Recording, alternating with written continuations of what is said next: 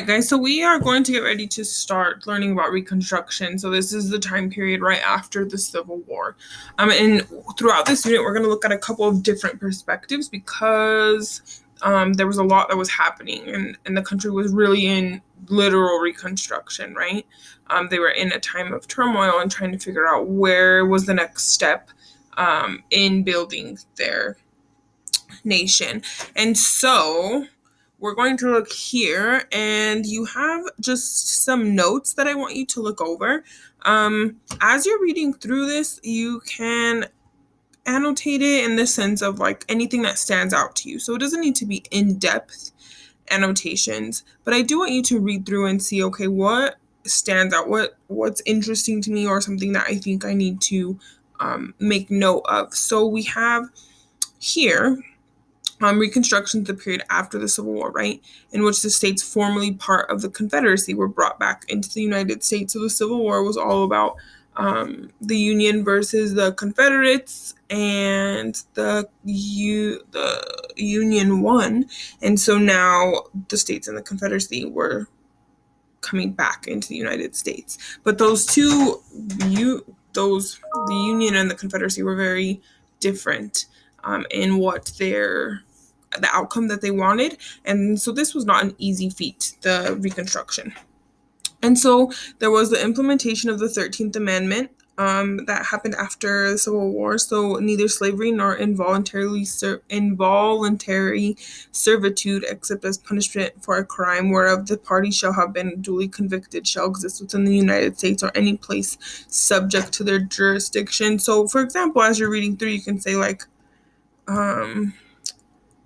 except, like maybe you think this, whenever I read this, I think this is interesting. So you can just highlight it and say, I find this wording interesting.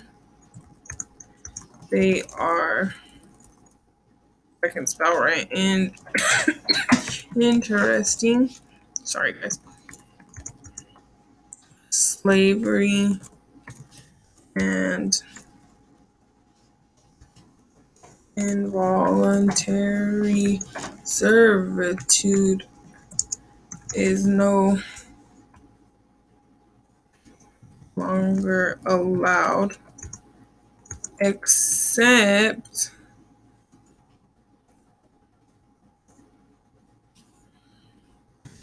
the word except leads to exceptions, right? Being made. Even if it's not really saying that, right? I always think this word except. So it's like, well, we don't allow this except maybe we do in some situations. So that's what I want to see. It doesn't have to be in every single thing. I really just want you to interact with this authentically, which means I want you to really just read through and say, oh, wow, this is interesting. Here's Abraham Lincoln's plan for Reconstruction. A lot of time we hear the word Abraham Lincoln and we think of him very highly, but kind of look and see, what does he say? Andrew Johnson's plan, the 14th Amendment. I just want you to interact with this congressional Reconstruction. And then you have a map here that's going to kind of still go into some acts that happened that are just kind of leading up into this Reconstruction era. It goes over the 13th, 14th, and 15th Amendment. And then you have just this activity where you're going to fill in this graphic organizer. And so you have Lincoln's plan, Johnson's plan, Congress's plan, and Radical Congress's plan. And so you have Lincoln's plan here, Andrew Johnson's here, Congressional Reconstruction here.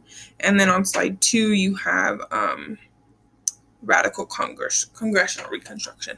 And so you're just looking at what it'll do for the former slaves in each plan and what it will do for the former Confederates in each plan. So you're looking at who is this benefiting, or what are the benefits? Is it beneficial at all? And I want you really to be mindful of those specific words that you're seeing. So again, in this amendment, the word except is really interesting to me because that means there's exceptions to this. And I find that interesting. So I want you to be thoughtful of those words and really look at them. And then you're going to answer the question 1, which plan seems like the most beneficial for the former slaves, the freedmen, and why? And which plan seems like it was the harshest for the Confederates and why? And I want you to, this is going to take you 2 days because, again, I really want you interacting with the text. I want you to read through and I want you to look at the words and the vocabulary chosen and why you think that this is occurring. And that's it.